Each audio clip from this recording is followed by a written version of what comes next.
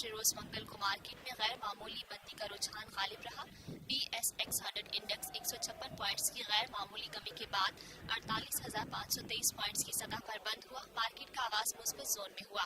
आज कारोबार के आगाज से कारोबार के इख्तताम तक मजमूई तौर पर 371 कंपनियों के हिस्से के भाव का कारोबार हुआ, जिनमें से 150 कंपनियों के हिस्से के भाव में इजाफा, 196 कंपनियों के हिस्से के भाव में कमी, जबकि 25 कंपनियों के हिस्से के भाव में कोई ردوبدل वाक़ नहीं हुआ। मार्केट माहरीन का कहना है कि मार्केट में उतार चढ़ाव का सिलसिला आइंदा भी जारी रहेगा। ये है TNN TV। देखते रहिए ताज़ा तरीन खबरें और एक्सक्लूसिव रिपोर्ट्स।